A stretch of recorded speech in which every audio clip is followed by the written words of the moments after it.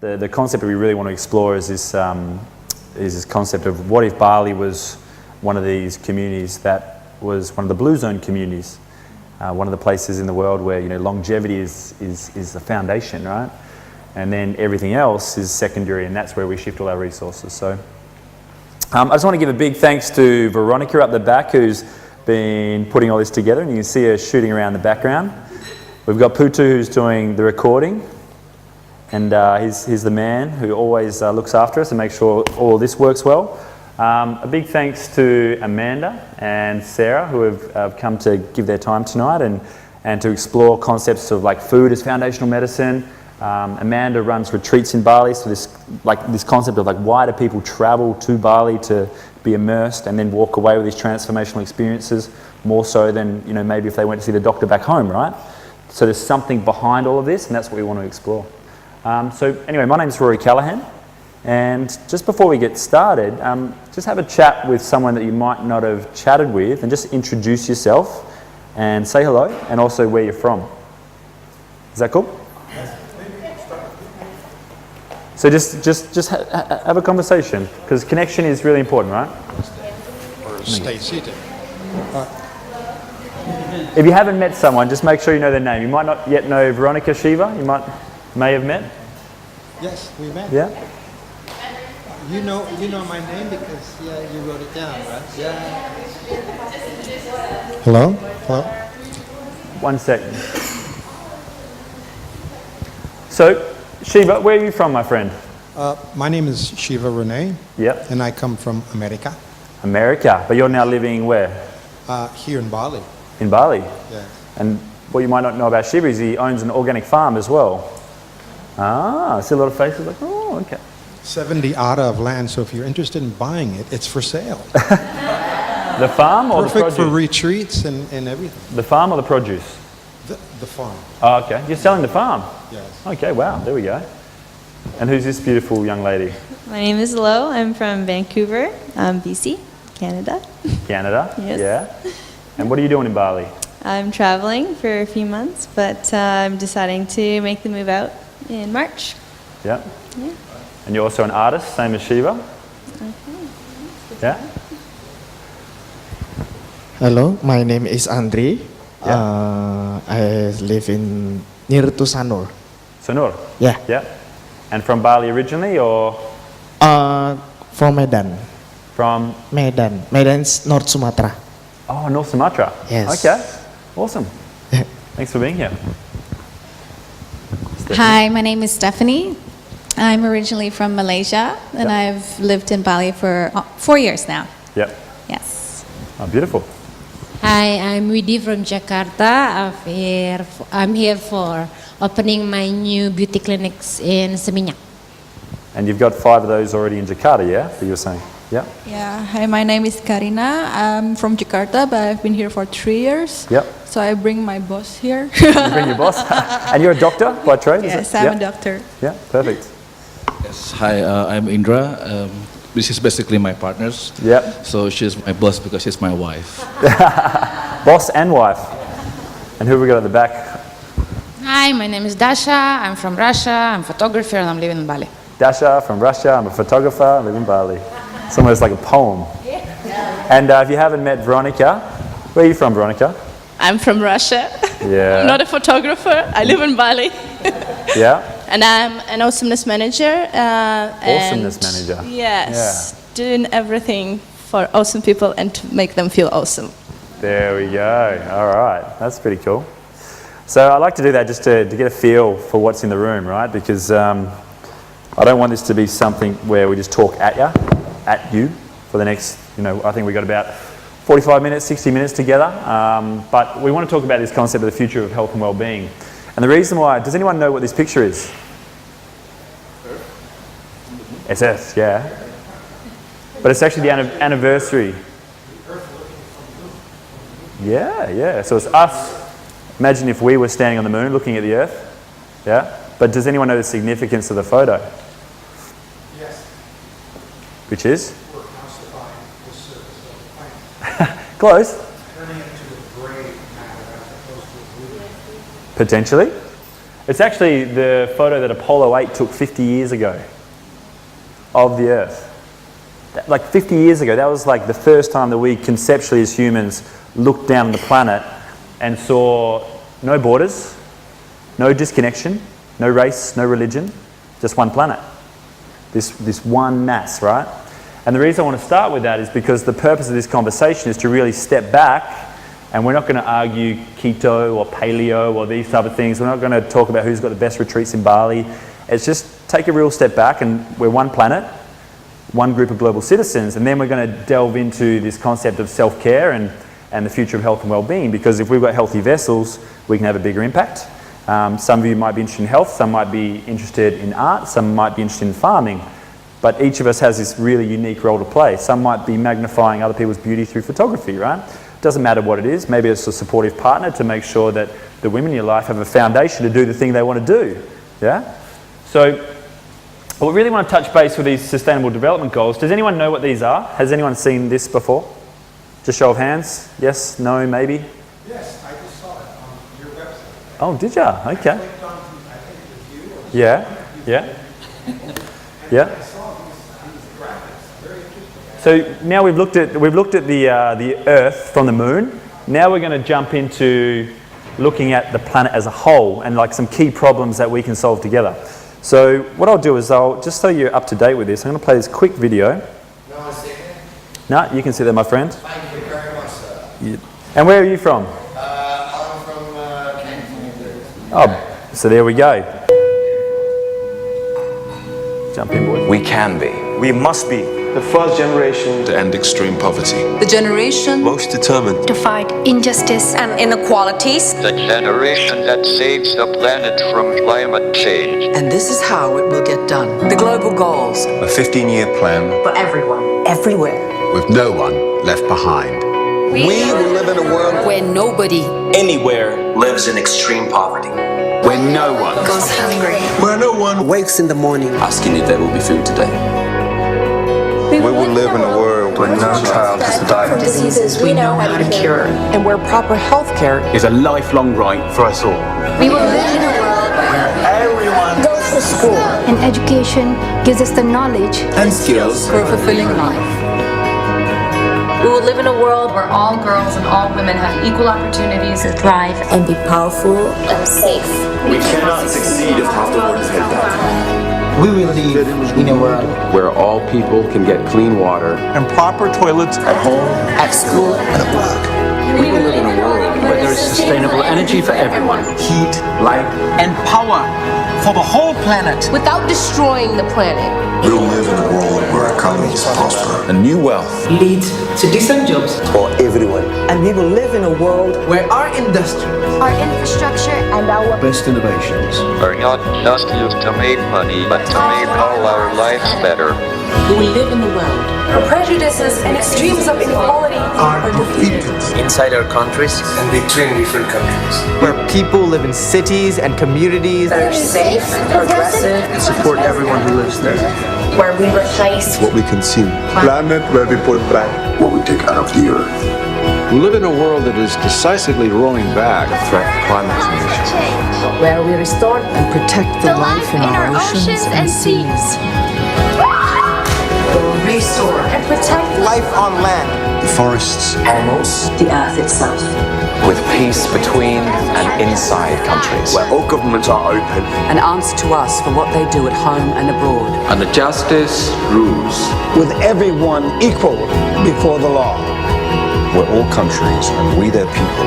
Work together. Partnerships of all kinds. To make these global goals a reality. For everyone, everywhere. These are the United Nations global goals For sustainable development. Let's get to work. Let's make it happen.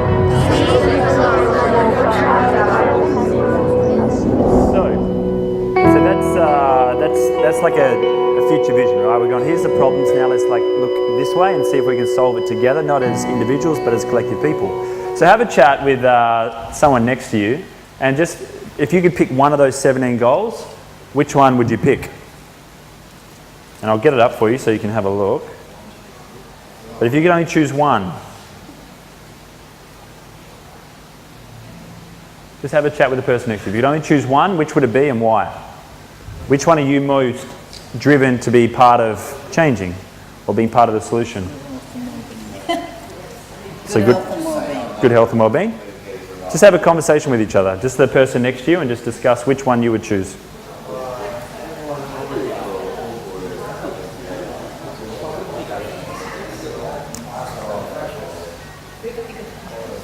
Andre, let's have a conversation. Which one?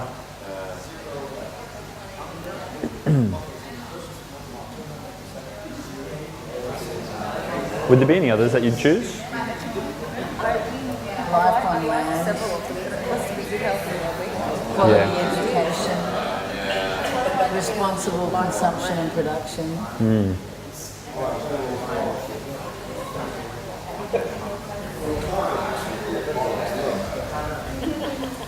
Decent work and yeah. All of them. I know, right? And they all sort of interrelate. There's a really nice diagram how each one impacts each other. Okay, who would like to share? Which one would you choose and why? Which one? Climate action. Climate action? So why climate? I think most of the other things would be non-existent if you don't get that under control. If the Earth biome didn't exist, right? Yeah. Like majorly. Yeah. But do you think if Look at what's happening today. Yeah. You know, so but if we fixed good health and well-being, would that then fix our relationship with the planet and vice versa? Yeah. Yeah. Of course. Yeah. Yeah. I mean, there is definitely a seesaw effect with all of them, but Yep. if you ask me to pick one, I'll start with 13. Perfect. Who else would pick climate change? 2. Okay. And that makes sense. Shiva's a farmer. Who else would like to pick one? Which one would you choose and why? Yeah, Veronica? I will choose partnership for the goals. Partnerships? Because everything, whenever we work with a team and together, that's when we make everything happen. Just Yeah. without that, we can't do anything. Yeah, and that's a really important part of our community and tribe and collective impact, right? And ladies, what would you choose? I think you said it. I mean, it has to be good health and well-being for me because that's my career. Yeah. But I also really, clean water and sanitation, we're not going to get very far without that. So. Yep. Yeah, for me too, good health and well-being, and wow, I love all of them, Rory. Thank you. It's hard. So, yeah, quality education. Yeah, yep. Who else? And community, like interaction and a tribe, a healthy tribe. Yep. And who else is here for good health and well-being? That's the one that you'd like to be part of solving? Yeah. So this is the good thing about good health and well-being, right? It's we'll go through some problem points just to touch some concepts. We want to be solutions focused. We don't want to be like problem focused because what we focus on expands, right? We want to focus on the solution. But the truth is at the moment it's not a win for all. If you're born in Bali versus Vancouver or versus somewhere in the United Kingdom or perhaps North Sumatra, there's just the fact is that your opportunity for health and well-being is different due to lack of birthright, due to availability of resources and things like that. So there needs to be a way that we can work together and provide those frameworks that everyone has the ability to have good health and well-being regardless of birthright. So that's what this goal really talks about, and this is what the girls are going to chat about tonight, specifically in their areas of expertise. Now, I love the human body, like the human vessel, like the physical body. As a physiotherapist, I love to fix broken bodies. The girls love to, nutritionally nourish and detoxify and get the bad stuff out, put the good stuff in, make sure your digestive health is good and you're absorbing the right food. And then we've got people like Amanda who love to connect people and to bring people into a space to create a transformation for the individuals, right? And I'm sure in your own way, there's ways that you do it in what you're doing. So we need to find a way where we can all work together towards that end goal, yeah? So this is the question I want to ask is what if Bali, so Bali, where we are, the community we all live in individually right now, where we are, or maybe it's a community you go back home to in the UK or in Canada or Jakarta. Imagine if they could be one of the communities where people were living to over the age of 85. They were not dying of chronic preventable diseases like Who knows someone who's had cancer? Cancer? Who knows someone who's got diabetes? Who knows someone who's had a stroke? Who knows someone who's had a heart attack? Pretty much all the hands in the room, right?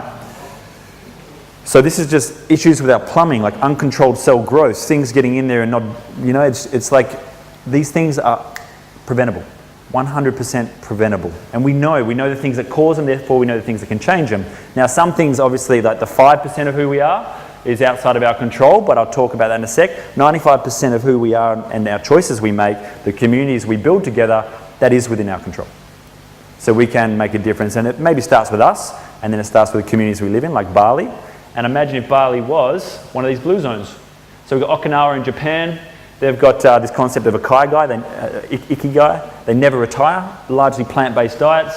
Ikaria in Greece, they still enjoy the community aspect. Again, they eat fish, so food nutrition-wise, we're thinking like, are we plant-based, are we keto, are we this?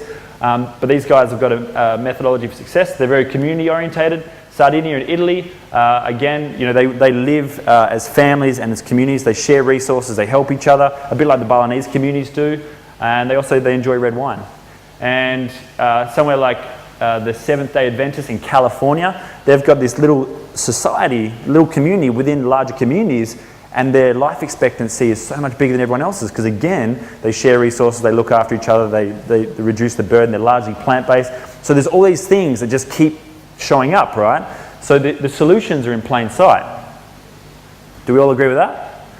So do you think does Bali have good social connection? Yes. Do Balinese people work as communities? Yes. Do they have very high vibration thoughts and mindsets, the karma-based economies? Yes. They're very giving. What about their food? Do you think their food quality is really good? Well, you've got... Well, yes and no. It's from, if you're getting it from Earth. You got volcanic rich soil, right? You got the soil for it, but there's pollution and there's waste and there's other things that affect it, right?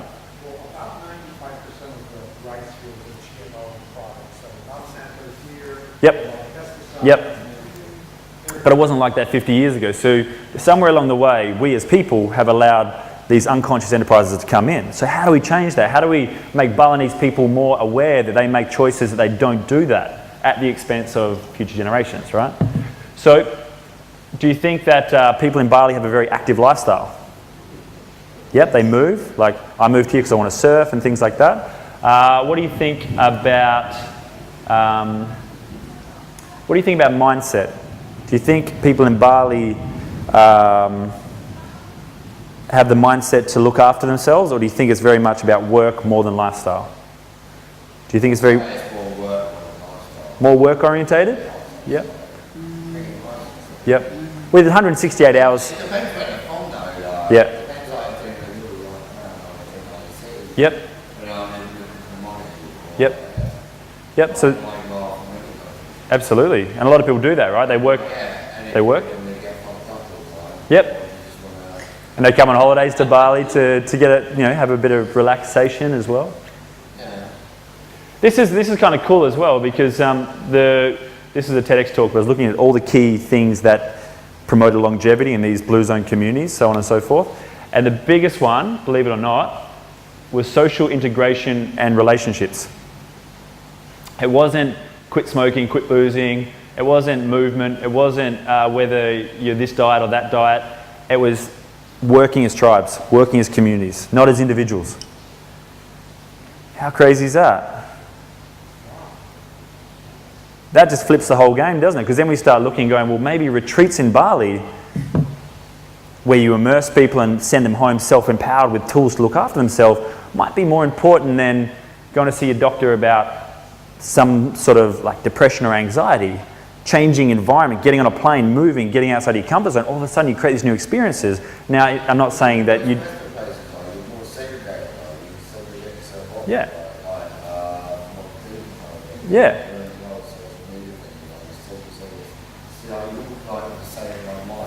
Yep. We can disconnect from each other, right? Yep. Yep. They work together to help each other. Yep. But then, and this is a beautiful thing about Indonesian culture, is one thing that made me want to move here was the fact that everyone is already working as communities. Now, as Western culture, we come in and try to teach you to do something different. And I'm sitting here and like, don't change that. We need to learn from cultures that are doing this already really well. Yeah? So I just want to like land that connection is medicine, right? Because we'll come into that piece. So we've gone, moon view, we've gone global goals, we've gone social connection, working as tribes, the things that separates us and promotes longevity. But then there's this individual choice, right? There's this concept of, genetics. Who thinks that your genes have already determined the rest of your life? Who feels like you're a victim of your genes? Not me. Nah. Now, the research coming out is saying 5% of who you are is your genetic blueprint that your parents gave you. Now, it's like you three are all 99.5% genetically the same. And the banana you ate for breakfast this morning is 70% genetically the same as that. So 5% of who we are is outside of our control, which means that 95% of what we choose to do is within our control. So that's where we break this down into, nature is medicine. Obviously, you live in a natural environment, you're going to be healthier than if you live in a non-natural environment with pollution, toxicity, etc., etc. Connection is medicine. Again, we talked about that. Connection to self, connection to partners, relationships, family, the people you care about, connection to communities, working as tribes. We talked about genes. We talked about our mind. Who thinks this thing is the most important part of medicine, right? Well, if we're saying that choice is the key thing and this conscious little organ up here is driving it, then how we look after this and how we guard our thoughts is going to be more important than most, right? Because it's going to choose what food we eat, it's going to choose what type of job we have, what type of lifestyle we have. Yeah? So this is the key. And I think you said that today. You said, and if you don't mind me sharing, this year was a little bit of a slump and then something shifted. And I said, what shifted? And he said, I changed the way that I was thinking. I still had the same challenges, I just changed the way that I thought about them. And then he's like, all of a sudden my life's gone like that. Now, there's obviously some key events and some things that come to have that self-realization, but it was a thought. It wasn't a pill, it wasn't a this, it wasn't a that, it was literally already there within him to make the shift, to make the change. And whatever it is you're going through right now, whatever challenge you have, there's something up here that one day you'll just decide, you've got enough knowledge and information where you just switch it. Maybe it's to do with your skin, and it's like, well, do I go to the skincare clinic and like get more information? Do I do that? Or is it like I start changing the way I eat and start look after my skin from within? Do I look at my digestive health? Do I look at what I'm putting in my body, what I'm drinking, too much alcohol, etc., right? And then all of a sudden we take ownership of it. Well, even just getting a good head cut and make fucking feel better. There we go. 100%. Yeah. That's self-care. Yeah. Yeah, absolutely. And this is the concept as well, because what we want to do is movement is medicine, lifestyle is medicine, work is medicine. Like the Japanese, they never retire. Because if you do something you love, why would you retire from it? I'm going to do this for the rest of my life because I love doing it. Spirituality is medicine. It doesn't matter what religion you are, what faith, whether you're atheist and you look up the universe and multiple universes and whatever that type of thing is, or whatever belief system you're born into, it does not matter. Whatever you believe in is for you. And as long as you believe it to be true and it serves you, then that's fine. Modern medicine, we need to intervene. Like if I broke my hand in a scooter accident, event outside of my control, now am I going to put peppermint oil on it and massage it and maybe, try to align my thoughts to fix my hand? Like sure, but that's the 1%. I'm going to go see a very good surgeon who knows how to align it and then allow it to heal quicker, and then obviously put it in a space where we work with those natural healing mechanisms so it does what it needs to do, right? And then sure enough, 4 to 6 weeks later, I'm back. Because the body's got these natural healing processes. It always has. Our job is just to nourish and facilitate that, not to take over. And then the last one is technology. So you talked about mobile phones have been designed to connect us. Who feels more disconnected when they're on social media? We feel more, we feel doing this and swipe. Who's seen that? Who's seen people sitting at a table and everybody's looking at their phone? Yes. And it's like you are,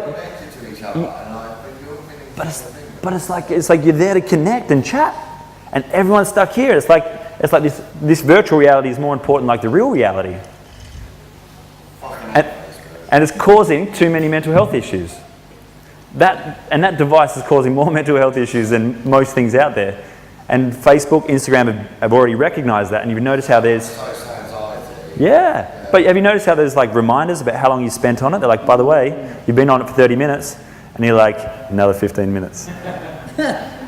Yeah? Now this is the... Yeah, I know, right? But this is the crazy thing, right? So 1 in 2 people are living with a chronic preventable disease. So if we split you guys in half, one in 2 of you is going to have one of those things we talked about: stroke, heart disease, cancer, etc., etc. It's a hard fact. Even us 3, we're part of the statistics. We're not separate from it. But the interesting thing is, only 5% of the world's population globally, 7.6 billion people, are in a state of good health and well-being or longevity in the blue zones. 5%, which means that only maybe one of us in the room. But the fact that we're health conscious, we might be part of this conversation already, so we might already be looking after ourselves. And the orange area is this zone of like, you don't yet have a chronic disease, but you've probably got some like gut issues, or you're dealing with some mental health issues, or you're dealing with some sort of cascade or grey area in between. Yep. But only 5% of us are up there. So we're going to ask the question tonight. I'm going to hand over to the girls in a sec to really talk about what if the foundation was this blue zone? What if it was like, you know, what they were doing in Okinawa? What if it was what they're doing in Sardinia? What if it was what we're doing in Bali? And we really, like, everyone was, like, 80% of your food was plant-based and it came from a good source. Or, you know, you were connected not only to yourself, but to the person next to you, to your tribes. Everyone wanted to help each other. It wasn't about competition, it was about collaboration. And then all of a sudden, we're then working together to solve the bigger problem, which is, you know, like the people that get sick. Then we put all our resources into getting them back into a state of good health and well-being. Would that be a kind of cooler system than the one we have, where 19 out of 20 people are not in that space?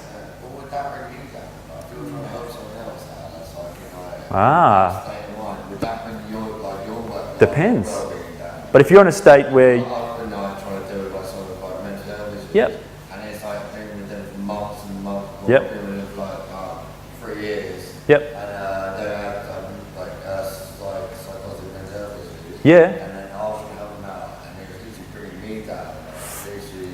But this is where we need to separate, you know, this is where allied health professionals and communities and tribes, it takes a village to raise a child, right? It doesn't take, if someone's got mental health issues and they're trying to help someone with mental health issues change the issue, it's like the blind leading the blind, right? So what you need to do is find someone whose cup is full. They can serve from a place of overflow. They might be able to walk you out of it, but they also might be able to connect you with a tribe or a community that can help you with that. I mean, like in England, you send them to like a health clinic and they've got like a little tick sheet. Yep. That literally doesn't help them at all. Yep. And then they kind of shit. So that's what that's what we're here to talk about. Yep. We're breaking that. We're going to break that, and we're going to come to the girls. Now, because what we want to do is now, like we were standing on the moon looking down at the earth, but now we're standing on the earth as individual humans going, well, I've got complete ownership of who I am and where I'm going to go. But then collectively we can start to work together and serve from a place of overflow, create these little ripple effects of change in our own communities and our own families, and that's where we have a global difference. I'd come to Bali, everyone wants to save the world, and I'm like, save yourself. Save yourself first, and you might need to put yourself in a community to really serve yourself so that you can then come back and serve the people you care about. Yeah? Is that for a little while you feel selfish? But self-care is not selfish, because imagine if you are at your most abundant point in your life. You're healthy, you're energetic, you're jumping out of bed, you've got more resources than you need, more networks than you need. People come to you for help, you'll be able to connect them, you'll be able to serve them. But if you're in the same position as them, and in a scarcity, and you're tired, and you're lacking resource, you're lacking time, you're lacking abundance, then it's like, you're right, we bring each other down. Yep. So we need to figure out how to solve it for ourselves and solve it for the people we care about. Do we all agree with that? Okay. Now, enough from me. What I'd love to do is explore the concept of like food as medicine. It is a nice photo, isn't it? Does it look the same? Yeah. So Sarah's a nutritionist. She's from Torquay, back in Australia. She does consults with people in Bali. She's based here now, and she's also got a food delivery service because she because work is medicine, people work too much, but they want healthy food and nutrition, right? So she's set that up, and that's, I think, launched this year. But what I want to do is with Sarah is bring her here to chat about this concept of food as medicine. Who here has tried a diet? Like paleo, keto, something, juice diet, fasting. Come on, show of hands, let's be real. We've all done it? Yeah. Okay. Who's taken some? The spice of life. Literally eat everything and then variety is the spice of life. Well, we'll discuss that as well. Who here has taken some sort of like non-natural, like synthetic medication? Thank God, I thought it was the other question. Come on, who's taking like Panadol or like paracetamol or these things that aren't from nature, right? We've all taken them. Yeah, we've all taken them, right? So, Sarah, let's hear a bit about your story. So how did you get into being so passionate about food? I stumbled across it actually. I was working in the fashion industry for a long time, and around about age 30 I somehow wound up putting myself on a month protocol of a natural human diet. I'd never heard the word paleo at the time, but essentially it was like a modified paleo diet. And I also started practicing yoga daily. I don't know why I was doing this. It was like a little self-experiment. And I was, after 1 week, blown away by the changes in my body and my mind and my whole life. And then it just got more intense over the next 2 weeks. And then after 4 weeks, everything about me had changed for the better. And I felt so strong and healthy. And I don't even know, like, it's the universe. I'm not sure what put me on that program. Sat on my microphone. Sorry, Veronica. Rookie mistake. Yeah, and basically I just became so passionate about the power of food as medicine because I'd experienced it in myself. And I see this now in my practice, like people with health conditions restore their health and they see this magic, and you use targeted food as medicine principles to change specific things. But I was a pretty healthy person, and even just in a healthy person, the changes that you can experience. I think you think you're healthy until you become really healthy, and then you realise so many people are walking around without having ever experienced what real health feels like. And that's powerful. And just maybe, what is, so maybe Indra, just from your point of view, my man, like, what is good food to you? Like, what do you consider to be good food? Like, from a health sense, because food's social as well, right? It's not just the nutritional content, it's the quality, it's the soil, it's what we do when you share it with family and friends. So, what do you see food as being? Oh, that's really hard question. Yeah. Good food is,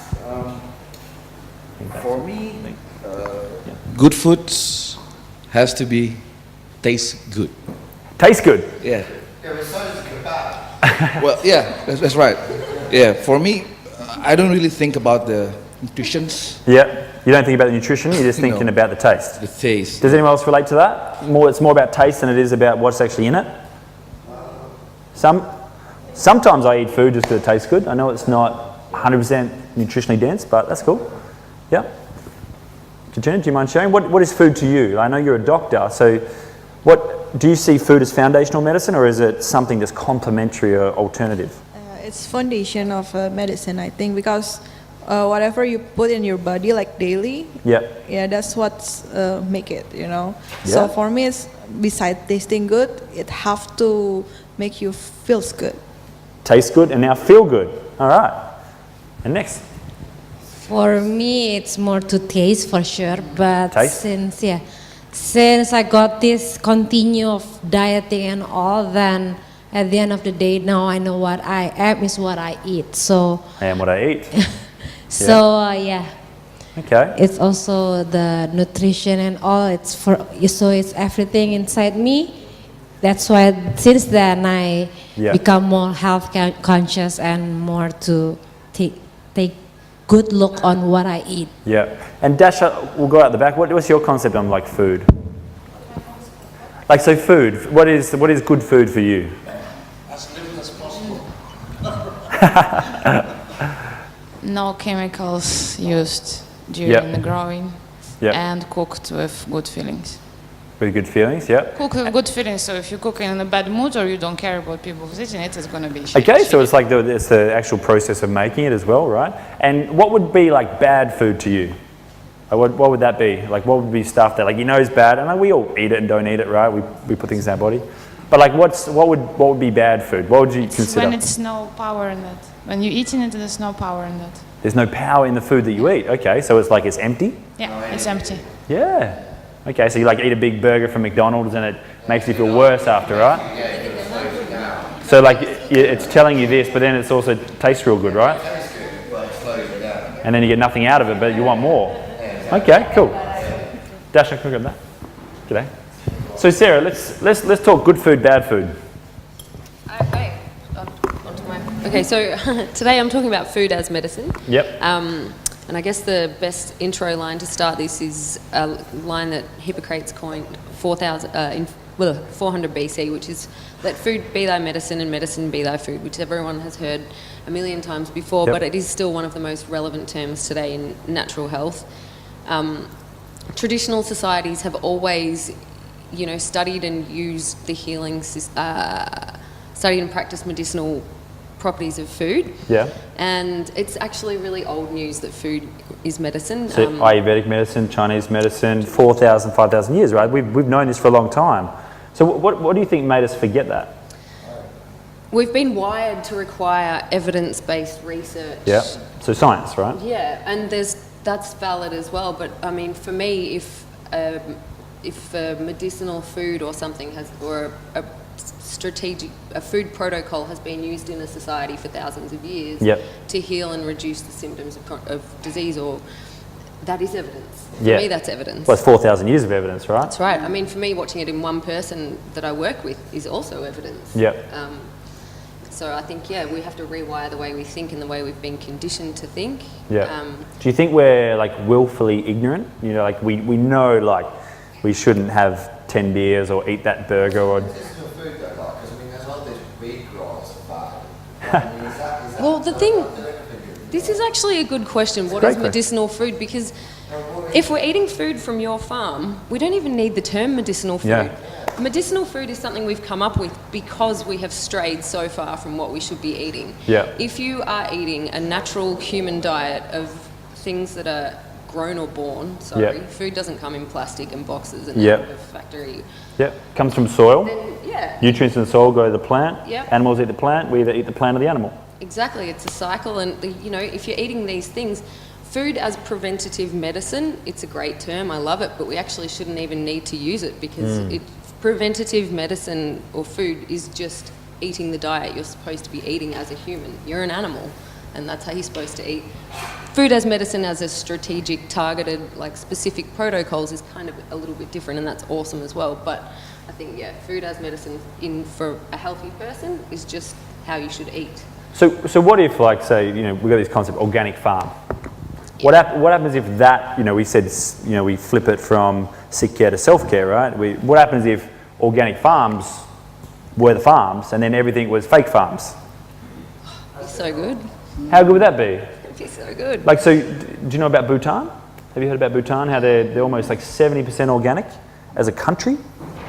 So they've flipped it so that the actual foundation of their entire country is that they're going to be organic based as a standard. Sweden, I think, and Denmark are pretty close behind, 5, 10, 15%. What's that, sorry? Cuba? Yeah. So that would be amazing, right? And also if food wasn't seen as complementary alternative medicine, it was foundational. It's this is what you do to function normally. And it's now there's some really high vibration plants that can probably make you feel a bit better or maybe help you with certain ailments, right?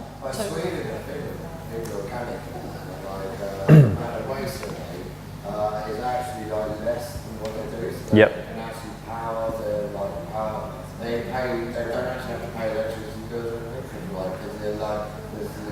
Yeah. They're finding ways to create circular economies, right? So what do you think about that? If food was foundational and it wasn't even seen as medicine, it was just... I'd be pretty happy. It'd be pretty happy, yeah? And Sarah, what else would you like to add about this concept of food as medicine? I mean, I guess more than anything else that you do in your life, what you eat is going to determine how your life plays out. Yeah. Your longevity, whether or not you develop a chronic disease, whether or not you activate a susceptibility to a genetic predisposition you might have. So our food impacts our genes, it impacts the way we feel. Epigenetics is an area of science which basically tells us what you were talking about before, which is that our environment, your genes is like you're born with a loaded gun, which is your genes, but your environment and your dietary choices pull the trigger. So our choices pull the trigger. So we've got this because this is kind of cool, we've all got this epic evolutionary blueprint, right? This human vessel's been around for, as far as in a living form, 100,000 plus years, maybe 200,000 years if we look at older human civilizations. So we've got this genetic blueprint that's been going for a long, long time. And we're choosing things that don't serve us, and which is basically making our genes express themselves in a way that we get sick, right? That's right. Yeah, but there's a simplicity. You're saying that basically if we get the building blocks right, what we feed ourselves now is, I guess, the human structure we'll have in 12 months' time, right? Exactly. It is the biggest thing that's going to determine how your life plays out. Longevity. And it's the same, your graph from before. Longevity is our goal. That should be what everyone... Anti-aging diet is not just about the external stuff. Anti-aging diet that keeps your cells young, that keeps your cells regenerating properly, what you fuel your body. We've made food fun, and it's fuel. Yeah. It is fun too. Yeah. So let's talk, how do you make food fun? How do you make food fun? Food fun, nutritionally dense. Because everyone said taste.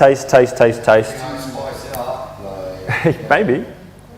I mean, for me, food is fun because it's medicinal, and I love watching the transformations in people. It's so rewarding. But I guess just a good thing that I speak to my clients about is it's so simple. If you take the fluffy white crap from underneath all of the food that you're eating, and by that I mean pasta, rice, bread, those sorts of things that are just nutrient void, inflammatory foods that aren't good for your digestive system or beneficial in any way, shape or form. And you replace those with colourful vegetables and healthy, well-sourced proteins, essential fats. You don't need to count anything, even nutrients. If every meal that you eat is 2/3 plants, 1/3 protein and some essential fats, you will be, if you vary it with different proteins and different colourful vegetables, phytonutrients tend to be really pigmented, so the more colourful and dense the colours of your veggie intake is, then the more phytonutrients and minerals and vitamins and everything that you're getting, and you don't need to count anything. Yeah, and it's quite interesting, isn't it? Because has anyone been to Mount Batur? Yeah, and you've seen all the crops down the bottom of the mountain? So the volcano, it spews up all this, I guess this really nutrient-dense soil from the core, high in mineral density, and then all of a sudden it sits, right, on the base of the mountain, and then the locals make these crops. Now, has anyone noticed how vibrant the chilies are? How, I know there's obviously,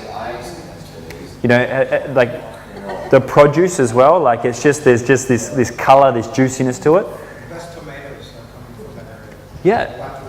Yeah. So when we talk food, we're also talking nature. We're talking environment. We're talking soil. We're not just talking if we're impacting the environment, we're impacting our food. We're impacting the way we feel.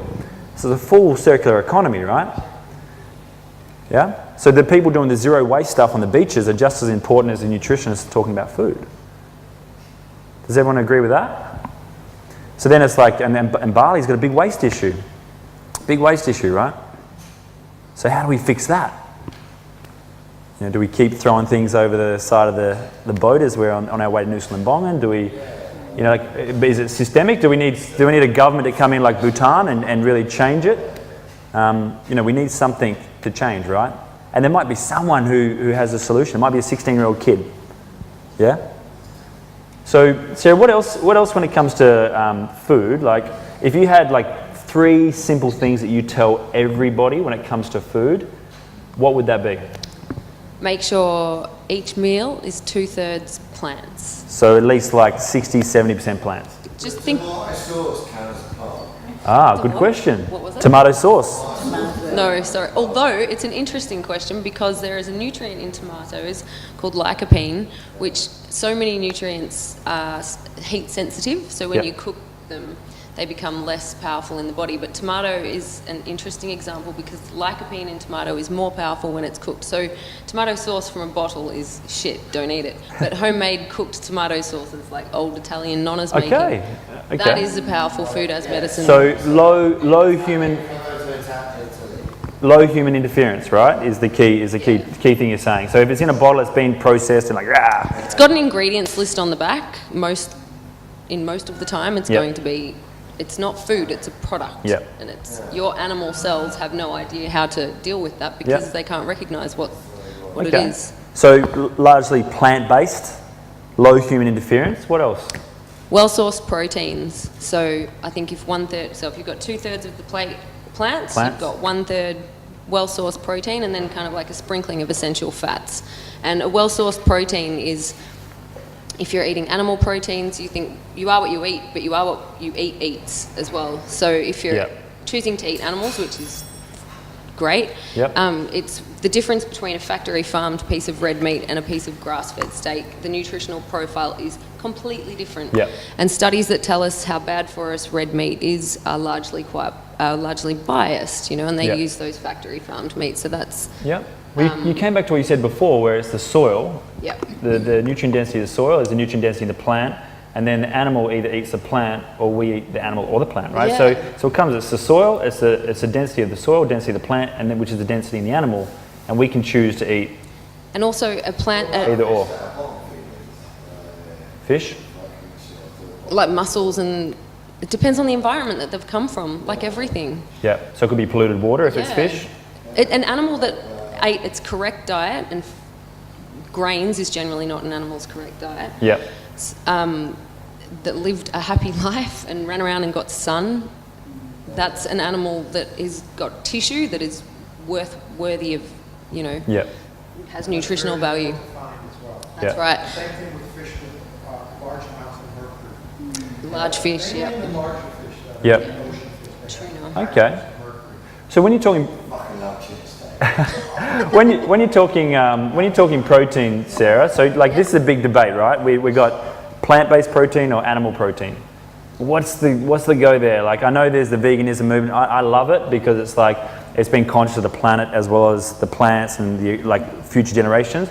But and it tastes good. But then there's the animal side, and it's like you're saying, well, but we can eat animals in an ecological way as well, right? Yeah, I mean, I'm a fan of animal protein. Our brain is made of fats that over human evolution we have developed these big brains because we've eaten foods that have the essential fats that have made our brains develop that way. EPA and DHA fats that we get from oily fish like salmon.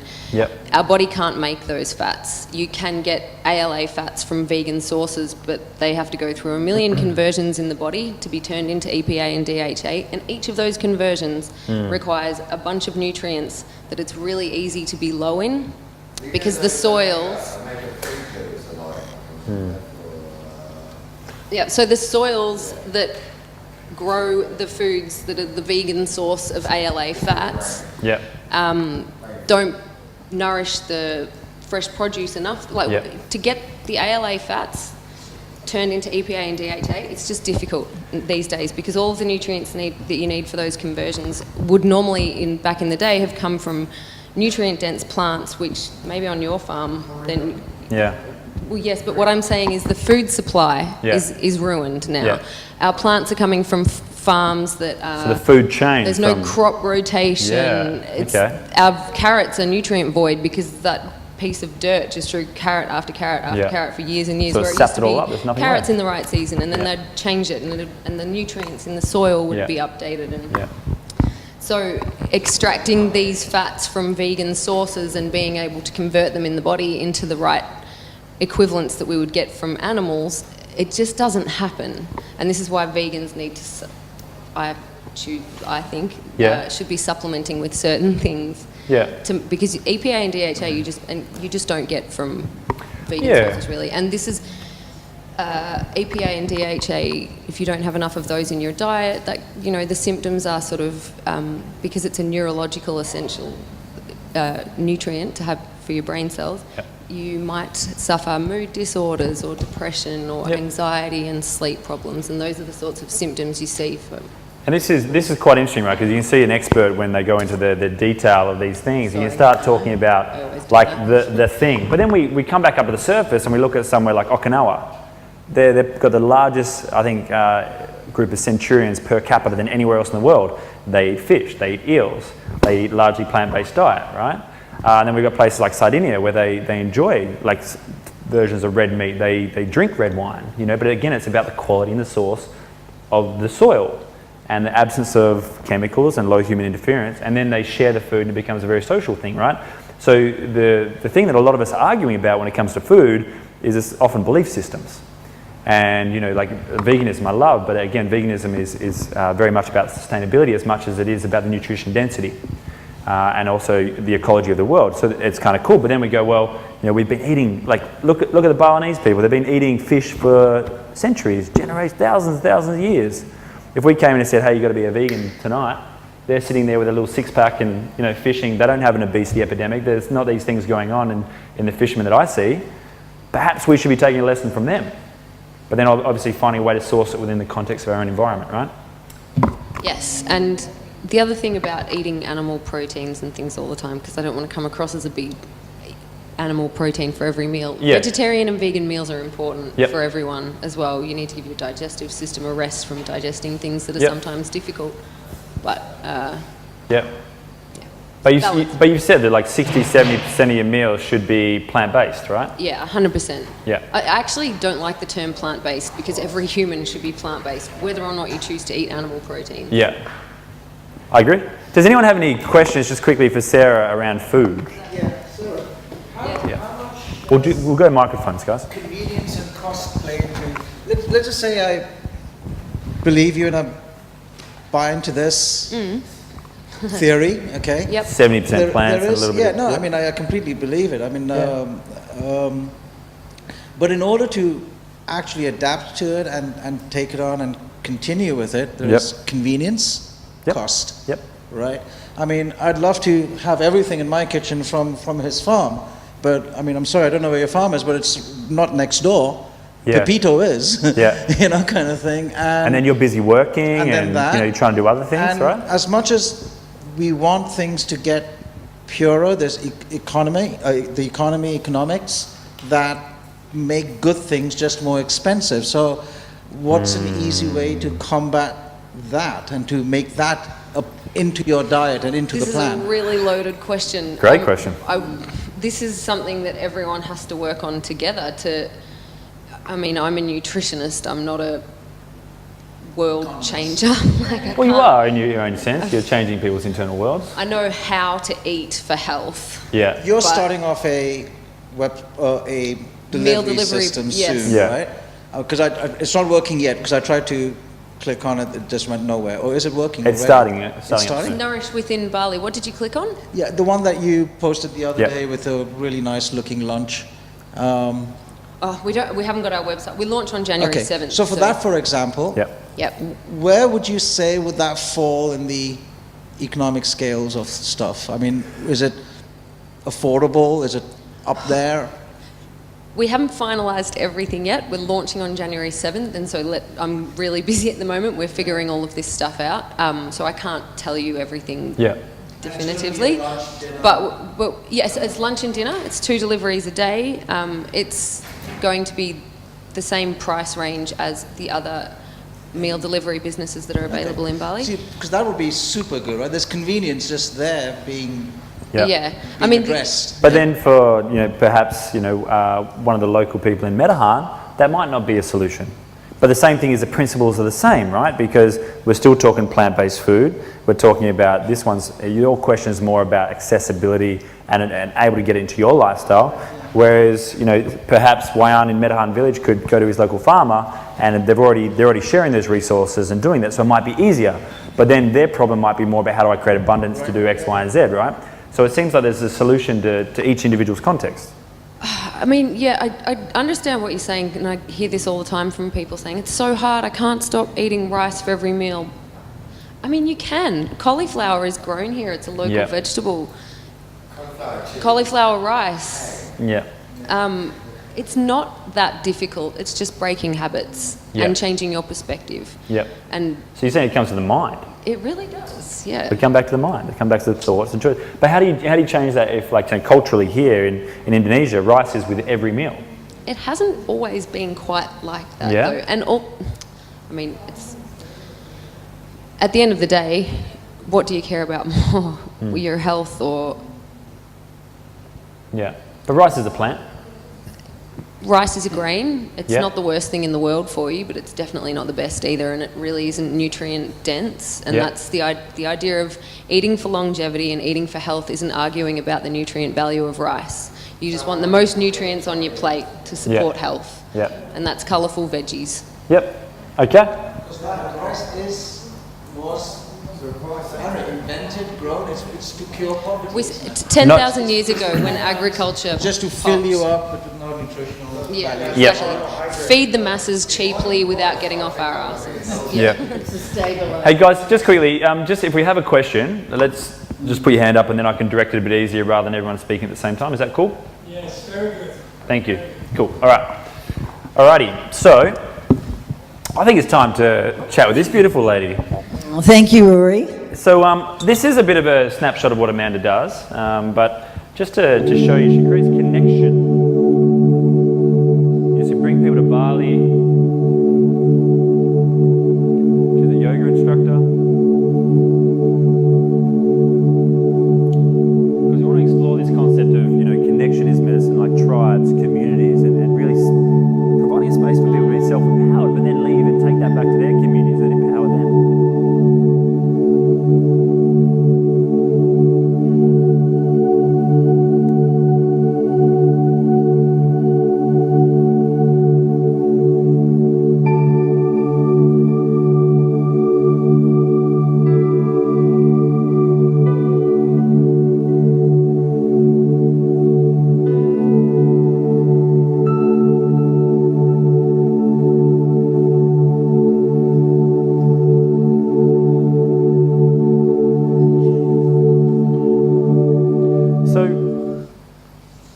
Amanda, I would love for you to talk to me. What is this concept of self-care for you? How do you look after yourself? How do you maintain good health and well-being?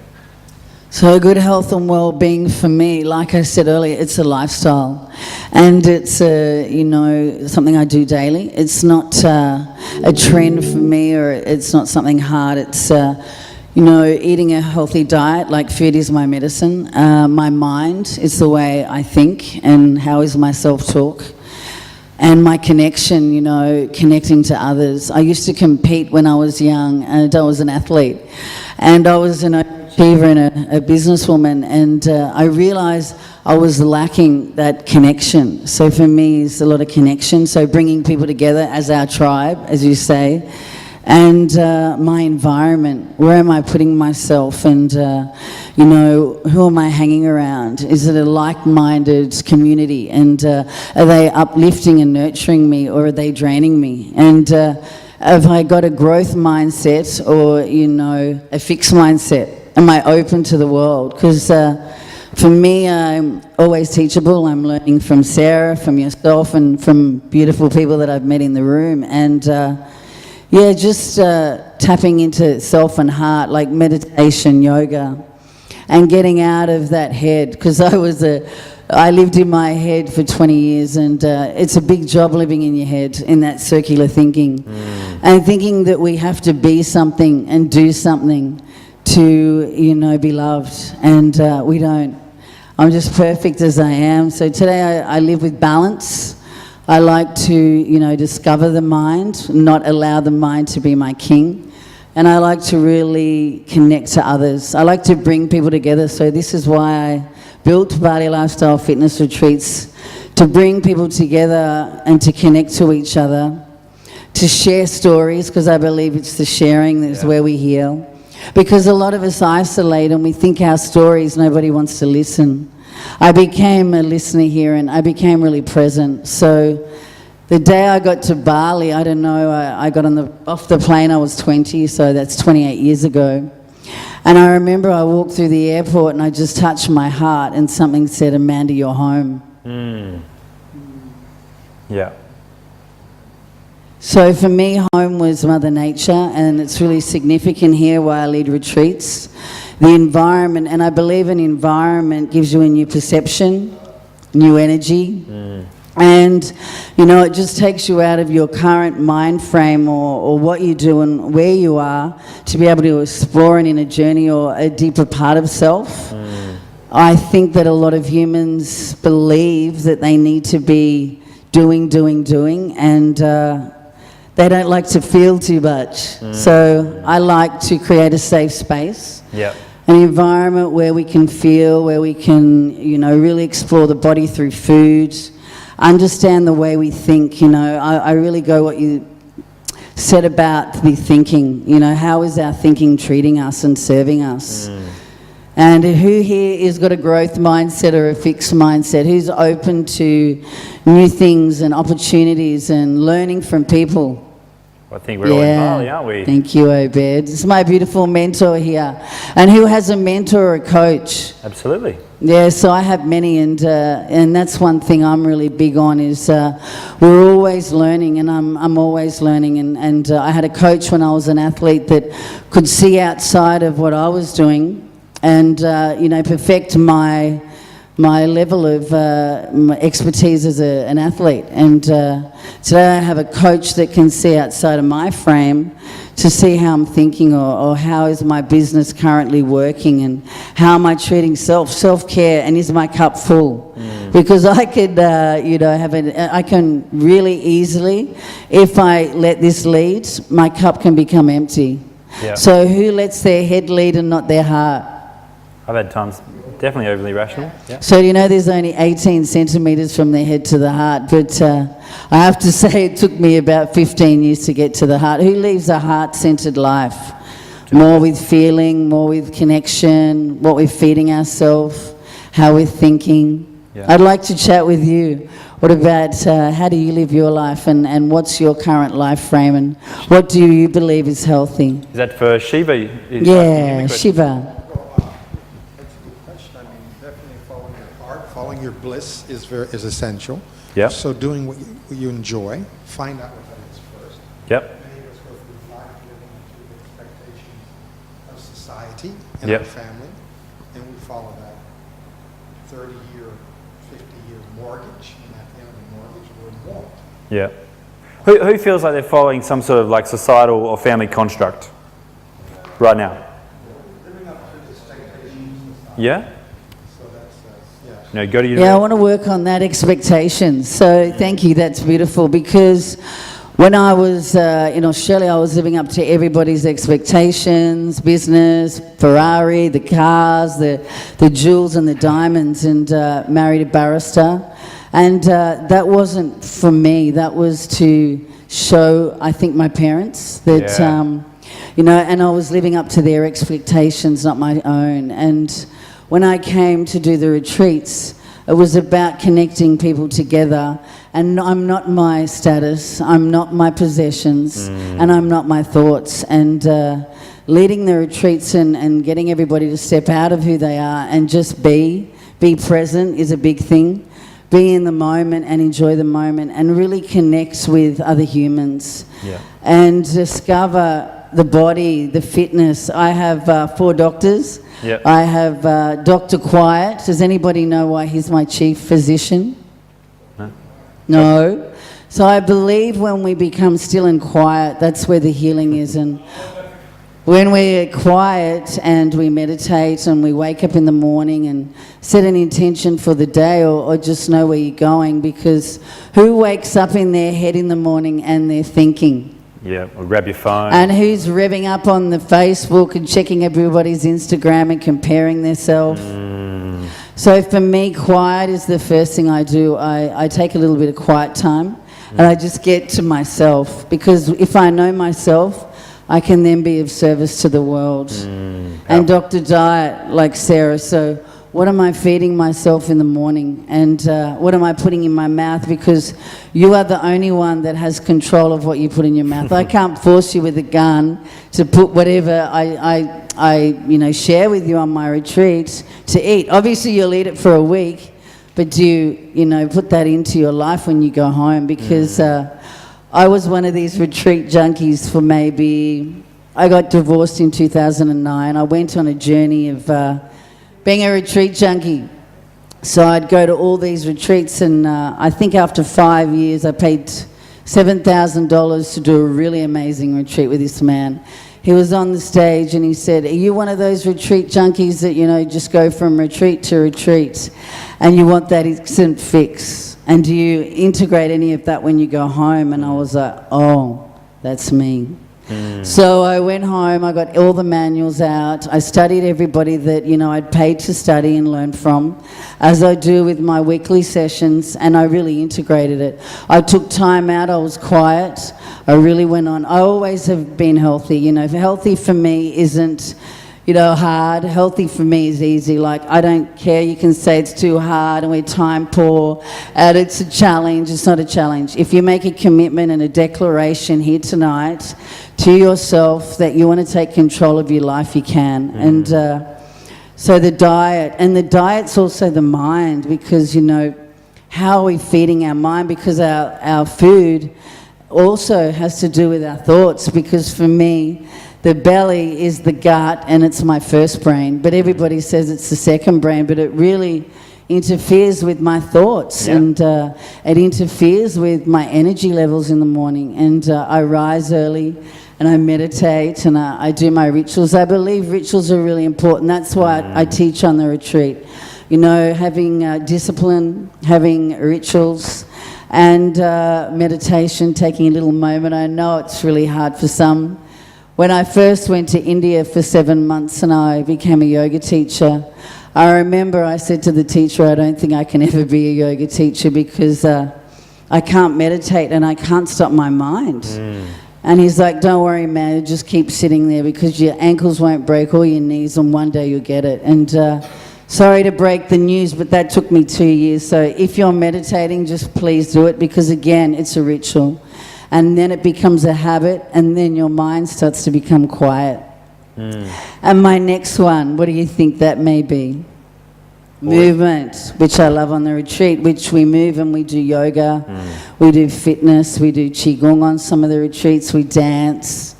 And, sometimes we do boxing. So if you see my website, it might appear a little bit masculine and yang, but there's also a really big element of yin, where we do just yoga, we do a lot of meditation, healing modalities. I do NLP, and I bring in craniosacral, life coaching and mentoring. So we really work on, that healing aspect. The movement aspect, so we're moving our bodies, because every human body should move every day. And you know what, emotion gets, really big when we don't put the body in motion. And we get emotional, and some people say they're depressed, but everybody can. Dance is good. Do you dance? You can dance around your house. So who here is doing an exercise or fitness daily, even if it's dancing, even if it's walking, surfing, even surfing? You don't have to be an athlete. Come on, who wants? What do you do? Salsa teacher. What sort of teacher? Oh, I love salsa. I love Zumba. I do Zumba. And the last one is happiness. So I like to bring in a real big element of happiness and fun. So on the retreats we do an adventure. We sometimes go to Mount Batur. We sometimes go up to Uluwatu, out into the nature. But really Mother Nature, Bali for me is the mother. And, that connecting to self, the Mother Nature, the earth and the ceremonies, the temples and, the rivers, and getting into the water in the ocean. I'm a really big nature lover. I'm a really big girl by the ocean. I love the ocean. I love the nature. And I love the elements, the water elements and the elements of earth. And on my retreat, we eat as much from Mother. There's no sugar, there's no wheat, there's no dairy, there's no nasties. And no processed food. I'm like Sarah, you know, get all that white out of your diet, and you know, nothing comes in a packet or nothing comes in a tin or plastic. For me, it's from Earth, from Mother. And yeah, so just really connect with each other and have that form of connection, because I see today there's no human connection. Everybody's connecting on the screen. And that really hurts me. I kind of have a ban on the retreat. They can use their devices in the bedroom, but not in the common areas when we're all connecting, because it's about us. It's about, you know, human connection. It's about just being with heart and, you know, really, really co-creating a space where you can grow, transform. You can, you know, live your dreams. And does anybody know what their passions and their dreams are? Yeah, what's yours, Obed? Yeah, give this man a microphone. This man's he's amazing. I love him. Thank you, man. I feel privileged you say all these kind words about me. In essence, I believe I envision a world where the majority of the people is in alignment with their passions and dreams. Not only will this help us experience more joy and fulfillment, I believe it will also help us overcome the challenges our world is facing today. I do it with my online coaching programs. And feeling very privileged to help you as well, Amanda. Thank you, Obed. And Rory, you know, building a community and a tribe in Bali where we can all connect together and, you know, change lives, change our own lives, self-care, and keeping your cup really full, because I think a lot of the world, like myself, I only speak from experience, is, you know, I can really easily get my cup half empty or quarter, you know, full, and then I'm just on that hamster wheel, or I'm in that adrenal fatigue and, you know, overworking, and a big theme that I get, you know, is burnout. People come from burnout, divorce, they're lonely, you know, they feel like their worlds are, you know, colliding, and they just feel really lost. So it's really nice to come together as a group and share, and you know, Sarah with her food, and Sarah's also been on my retreats and changed lives of many, and you know, just giving them a new level of understanding around what they're putting in their body, and how is it serving you, and how is it serving your thoughts. And so let's capture, we had Dr. Quiet, Dr. Diet, talked about food, and then the third one was Dr. Movement, and then we had Dr. Happiness. So there are your 4 doctors. They're my doctors. I really go to a GP only if I have to. I'm not into this. I believe we all need them, sorry. And I do believe some people need medication, i.e., you know, for different forms of things. But I believe, in my own belief and heart, that we can heal ourselves by, you know, eating right, self-care, keeping our cup full, having a mentor or somebody that we can communicate and feel... Sorry, sir, what was that?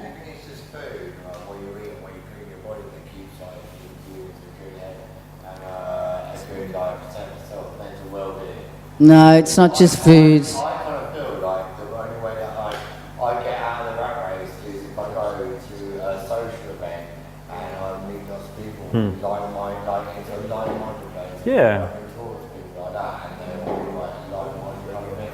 That's what does it for me. Like food doesn't do anything. That's probably a reason why you're here right now, right? You're in a room with people talking about this. Yeah. Yeah, it's beautiful. And have you got anything from this so far? Yeah, a lot. And it's interesting, right? Because you're asking, is food the only thing?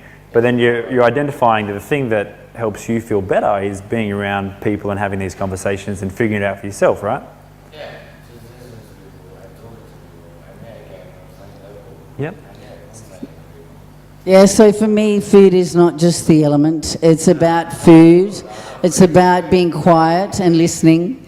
And it's about also moving the body. No, listening is a really powerful thing, because I struggled to listen when I was young. I used to always cut into people. No, you love chatting, but you know sometimes it is really powerful when we're still and quiet. No, it is fun to talk to But sorry, it's not just the element of the food. There's every element. There's being, self-care, because a lot of us find it hard to do the self-care because we feel guilty. Taking a whole day off and doing something nice for ourselves. Oh, what about if we're not with our children? Listening's really powerful for a moment, and then I'll give you the microphone and you can dance and sing. We'll just wait. We'll let Donna finish, but... Amanda's nearly finished. Sorry, Amanda.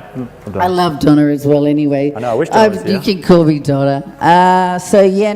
It's facets of everything. I don't believe we can just do one thing and be healthy. I believe we need to have a little of everything in our life, Beautiful. That's exactly right. So everybody just, really love yourself and get out of your comfortable zone. I think we get comfortable and go somewhere, travel somewhere and take a week out of your life to really give back and reset, recharge, rejuvenate. Because a lot of us just get really guilty about giving back to self. Yeah. Who does that? Who gets guilty when they put their hands up, Take a day off or do something. Why do you think we feel selfish? Or why do we not allow that into our life? Why is it seen to be something detrimental? We're taught to give, we're taught to serve, we're taught to go to university to learn more, to get more knowledge, but as soon as we do something for ourselves, we feel guilty. What do you feel is a disconnect there? It comes back to a level of patterning and, maybe you were told that it was, from a parent, parenting, from 0 to 7 or 0 to 8 is where all our patterns and our belief. So do you know a belief is just a thought you keep thinking? And neuro, because I really study neuro-linguistic programming, which is NLP, neuro meaning the mind. Linguistic is how we speak. So, if you want to feel guilty, if you want to feel bad, and programming is how we habitually do things and what do we do on a daily basis. But it's so strange, but I can feel guilty too sometimes, not now. But if you would have asked me that 7 years ago, I would have said yes. I feel guilty taking a whole day off and pampering myself, going surfing or to the ocean and having a massage and just loving Amanda and stepping out of the world and turning my phone on silent. And what do you notice? Sorry, just 1 second. What do you notice when you do stop and you do something for Amanda? Do you find that you can then serve better the next day? So when I stop and I reset, I love the words that I teach when I'm coaching. Are you reliving the past or your life, or are you reviewing it? So I get to review where I'm at, because if I'm needing a day off, I'm maybe a little bit burnt out or overworked, and I take a day off every week, but I really can say that I can give so much more when I stop and I give to self and just step away, because we need to step away, and this busyness of the mind and the communication on the phone, it really can tap into that emotional body or that mindset where we're just on overdrive. Who feels like they've worked to the point of burnout before? Or pretty close to the point where your cup feels like it's pretty empty and you just got nothing else to give? You been there before? Well, only a couple of us? Yeah? And we do it in our own way, right? We do it for work, we do it in relationships, we do it by giving our time, we do it in so many different ways. So I think that's such a beautiful point to finish on, because Amanda's gone, and thank you so much for sharing. You're welcome. The vulnerability. Thank you for creating the space, and Veronica, thank you also for inviting me. And also, I have to say thank you to every one of you that's here and shared your magic and just your energy, because we're all one, and human energy, and we need connection. We really need to connect to other people and like-minded people and be around others that really want to expand and grow and be their dreams and be in a healthy body and mindset. Absolutely. And who's really interested in immersing themselves in self-care in their own way in the coming week? Who'd be willing to do something for themselves next week? Whether it's changing the way you nourish. Tomorrow. Okay, for the new year then, the new year. No, but we've said, right? We've said that connection is medicine as well, right? So connecting with family, connecting with friends, and really spending the time, But also we can nourish our body in a way that we don't feel like we have to drink for 4 days or 5 days or whatever. We can go and still be active and do something with the people we care about, right? That's connection, creating new memories, new experiences, right? So that's self-care. And also, we might be really busy, especially if you've got big families, to actually take some time away for yourself. So how do you do that? How do you find Dr. Quiet amongst a very busy festive season? Yeah, I want to finish. Thank you. This is a really good topic. So why do we need something like Christmas to celebrate or connect? Why do we need it? Because I find, like Sarah and we were discussing in the car, it's gluttony. It's commercialism. We go and buy all these presents that we think we have to, and is that going to be a good enough present? So then we get into anxiety. Credit cards. In debt, and then we overeat, and sometimes then we feel guilty because we haven't eaten the right thing, and then we might drink, and then we beat ourselves up. Please don't ever beat yourself up. Honour your choices, right? Honour your choices, and we all have choices. Life is about choices, and just, choose the right ones. And I believe the 80-20. And like you said, if you want to have a drink, don't beat yourself up. If you want to eat something bad, do something good the next day, or really hydrate, have the green juice, and just love your body because what you think, it just interacts and affects your DNA, and then it affects your human body. If you eat something bad and feel guilty, your body feels guilty too. Yeah. And then we just choose whether we do it again or not, right? That's right. Do you learn from, doing something bad? And is it something that's teaching you, or do you keep doing it over and over? Because we call that insanity, absolutely. Doing the same thing over and over again and expecting a different result. So, thank you. Can we give these two girls a big round of applause? Thank you. Thank you so much. What I'm going to do is, just as a point of feedback, is if we go around the room, I'd love to hear, if you got just one thing from tonight, just as a form of acknowledgement for these ladies driving an hour and a bit in the rain, in the car, stopping here, giving their time up on a Saturday night when they could probably be spending it with other people, but they're here in service of you and to share this conversation. And also for yourselves, thank you for taking the time to be here, either for yourself or for the people you care about. But as acknowledgement, what's one thing that you got from the ladies tonight? I think I'm going to have to make an appointment with my Dr. Quiet. I've met with the 3 doctors, but not the Dr. Quiet. It's really hard to make an appointment with him. Yeah, maybe your partner in crime might be able to help you allocate some time for that. Yeah. Maybe I guess I'm going to find him. Yeah, him. Yeah, Dr. Quiet. Okay. I think it's the same with him.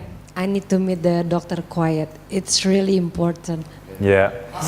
Slow down so you can speed up, right? Slowing down, exactly. Yeah, perfect. I'm very happy I'm not the one with problems. That's my best thing what I heard today. Is everybody have a problems? I feel like a little bit less stress. Yeah? What do you mean? In what sense? I mean, when we're all raising up what we are guilty for that, eating that, la. So I feel like I'm not the one in the world for doing bad things and blame myself for this. Absolutely. So that's for me like a big relief. Yeah. Because I used to just beat myself up every day and think like I'm the only one and everybody doing a beautiful life. Oh, absolutely. Who agrees we're all imperfectly perfect? Man, it's impossible to do everything right. And even the ones that are, they're probably so anxious about it that they're probably not really serving themselves anyway, right? I think in many ways, like Rory said just a few minutes ago, that I had a change of mindset, so my behavior pattern is different over the last couple of months. So I completely agree and believe in everything you've said today. The one thing that I have taken away what you said, Amanda, was there is no excuses. If you want to do something, be it time, be it cost, whatever, if you really want to do something, you get it done. Absolutely. So it's really honouring your own choices, right? Yeah, perfect. Stephanie? For me, it's... I think good. Hey, Veronica, can we grab the... oh, no, that's right. It's just going to turn that. There we go. Oh, got it. For me, it's appreciation. Appreciation for ourselves, our mind, body, and spirit, because we only have this life to live in this planet, this vessel. Yeah. Our soul continues, but right now we're here to experience what we are, so we should make the most of it. Have you heard that concept of what we appreciate grows as well? I don't think a lot of us do appreciate ourselves enough. Karina, just one takeaway that maybe, as a point of acknowledgement, what have the girls been able to maybe create insight, or maybe there's one thing that you got from the girls. What's something that you would like to share that you took away from this tonight? Just one thing. It doesn't have to be profound, it could be simple.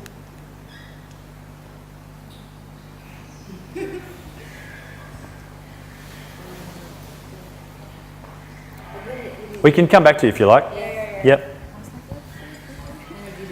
Andre.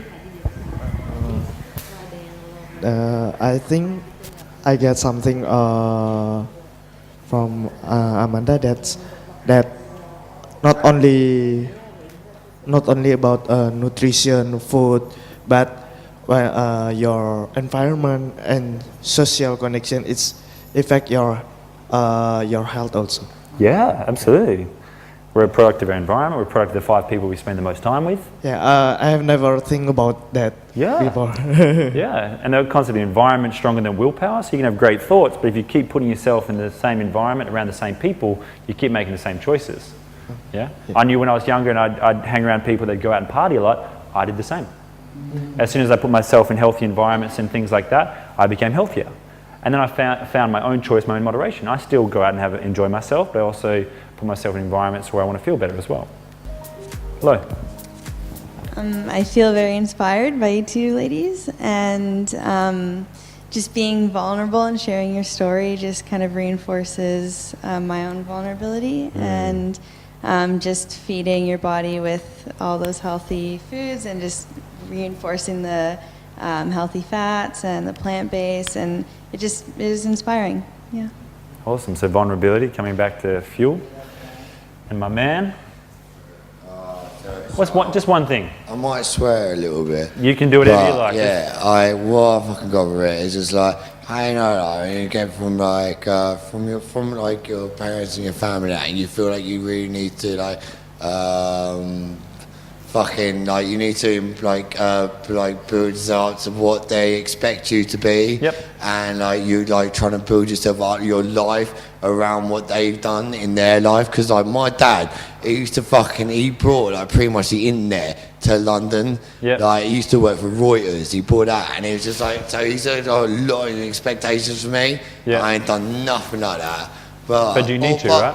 But I'm happy. I'm completely happy with what I've done with myself. I think I've done a lot in my life. I've travelled around a lot, met a lot of good people, and do you think you've travelled more than your dad did as well? Oh, fucking shitload more. So you've had more experiences, you've met more people? A lot more experiences now. Connections? A lot more connections with people, and I think the whole world is connected through little roots. Roots so connection. To it. So I feel connected to so many more people like that. Well done, mate. That's how I feel like I want to be connected with everyone. That's how I feel. I just want to be connected to everyone in there. And I think you're doing it. And thanks for coming in tonight, by the way. All right, Shiva. Yes, I think it's also a question of focusing on ourselves, self-love. Yep, self-love. And they say if you're in an airplane and something happens, put your oxygen mask on first. Yes. Yeah, before you can serve and help anyone else. Yes. Absolutely. Yeah. And being quiet, if you can do vipassana and do a longer silent retreat, is really wonderful as well. Especially in a busy, noisy world, right? Yes, and I think that's what I need, vipassana, a long one. Yeah. My man came in late, but we'll grab yours. One takeaway. My takeaway is to be more critical about my food. As a vegetarian, I miss out on some proteins, and I'm going to have another research on that. So thank you for that reminder. Yeah, but also again, everyone's going to have an opinion about food, but then if you look at the solutions in plain sight, have a look at Okinawa, have a look at Sardinia, have a look at these societies and notice what they're eating, and then find something that's contextually relevant to you in Bali. And then just notice how your body feels, responds, reacts, right? Yeah. Beautiful, so thank you. Veronica. I'm quite new with this. Yeah, welcome in. I love to wear this environment, it's good. Yeah. So the environment is your biggest takeaway? Yeah, of course. It's not Veronica. No. I know, it's not Veronica. Thanks. Thank you for everything. Thanks, man. Nice to meet you all. So what's your name? Daniel. Daniel. Thanks for being here, Daniel. Rory. No, I'm okay now. You good, man? All right, Veronica. All right, the last one. Last one, then we're... Okay. Gentlemen, we've got a beautiful lady. She needs to share her one takeaway as well. So first I want to thank you, girls. Thank you for coming and thank you for sharing. And yeah, well done, boys. Please.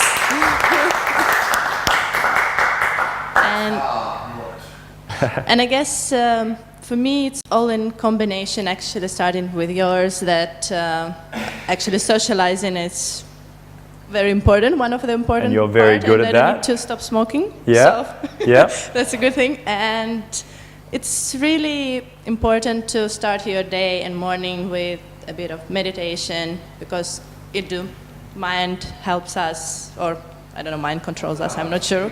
So it's still a work in process. And for the food-wise, I like that you don't have to cut off, the food that you like, but you just need to maintain what is it, where it's coming from. Yep. So, yes, so thank you. Thank you, Veronica. Big round of applause. And I just want to touch on this because Veronica is someone who brought this space together. So she messaged me and said, hey, would you like to do talk on something to do with health and well-being in Vision Villas? And this is on the East Coast. Most of us are driven at least half an hour to an hour to be here. But she set a thought in motion, and then all of a sudden we're all here. Now, none of us probably know how or why that happened, but for whatever reason we're here, right? Randomly, right? But the thing is when it comes to longevity, I just want to really point this out, is Veronica's really good at connecting with people. And she said, oh, I want to quit smoking. But the thing is yeah, doing no harm is part of it, but she's actually got the biggest piece of the puzzle sorted. Social connection, social integration, working with people and being part of tribes, creating communities, creating groups. So she's probably got the biggest piece of the puzzle. And the second, close relationships, because he's in the room. Hey, right? No, but this is cool, right? This is really cool, because I want to really highlight this, because we're all going to go home and we beat ourselves up for having a beer or for smoking or for being not plant-based enough or having this animal protein. And we look at the bigger picture. We look at these blue zone communities and we ask ourselves, how can Bali be that? How can Bali be one of those? How can we work as tribes and communities? Yes, my man. What more? So you eat animals or drink? Or you missed that part of the conversation. Yeah.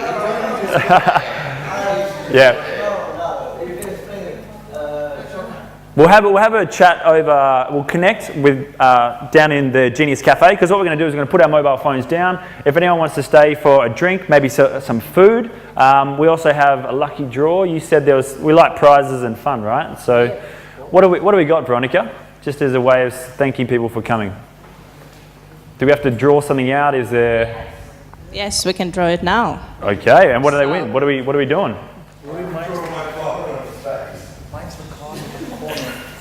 He's telling me he's rigged it. Oh, we'll let the girls choose. Yes, yeah. The girls will be choosing. So what and do everyone will go with a prize. You tell me, what do they win? So, can I give everyone to tell? Because that's a combination. Okay, let's do that. So, from me, there are some vouchers. Yep. For Nourish Within, which is my new healthy meal delivery business in Bali. So there's some 10% off vouchers and also some one whole day of delivery. One whole day of delivery? Yeah. Oh, I'll give that a go. What else? How many times a day? I have 2 Eden vouchers, so I'm going to ask somebody a question maybe. Can I do that? Yeah, of course. Who would you like to ask? Okay, what's your... oh, wow. Question. Oh, so they're going to win a prize if they get it right? No, I won't do that. Okay, so I have 2 vouchers for Eden. Quickly put your hand up. Who wants them? Go. Okay, thank you. And I have here 4 vouchers for Amanda Jane Life and Bali Lifestyle Fitness Retreats. Yes, so you get $500 off any of my retreats. I have 5 current themes for 2019. And you'll get a $500 fitness pack or a clothing pack. So that's what I'm donating. So who wants to come up and get them. Quick, move. It's about movement. There you go. Movement. Well, we always sit down. You can't get anything from sitting down. Who's going to move? So here we go. Yay. There you go. Okay, so what are we drawing anyway, Veronica? What do they win in this? Okay, now so there's surprises. Still have your ebook. Yeah, that's okay. And in the event page, I've actually written a book on self-care. So this framework that we're talking about, the thing that we're facilitating, I've chucked in a free ebook, so anyone has access to that. You can join our community and keep this conversation going. And we've also got a retreat here in January 3 to 6. And I think I might be having a conversation about getting your beautiful selves involved in some way to come be part of that. So we've got Joel Brown, who's talking about future vision. So he's a guy that he's got 1 million subscribers. He talks with Gary Vaynerchuk. He talks with Tony Robbins. He talks with some of the most conscious minds in the world. Di Manuel, who's all about workers' medicine. He left this job to come live here with his family, and he helps people with mindset and set up like online coaching businesses and things like that. We've got the Unstoppable family. These guys are phenomenal. Brian surfs his way around the world. His daughter's 11. She's already started a business that's turning over 6 figures. And Rhonda is the beautiful wife of Brian, and they've been together for about 15 to 20 years, whilst living and traveling to like 30, 40 different countries. Chef Cynthia Louise, so you're going to be eating her food tonight. So it's all plant-based, it's all low human interference. Even your drinks that you're drinking from really good source. So it's the quality of the alcohol as well, not just the quality of the food. Yeah, and then we've got Michael Klim, who's a dual gold medalist. So he's going to be talking about movement as medicine, like what it takes to get to that level. So that's up there for anyone that wants to get involved. But again, let's give these ladies one more round of applause. Then we're going to head down there and connect. Thank you. All right.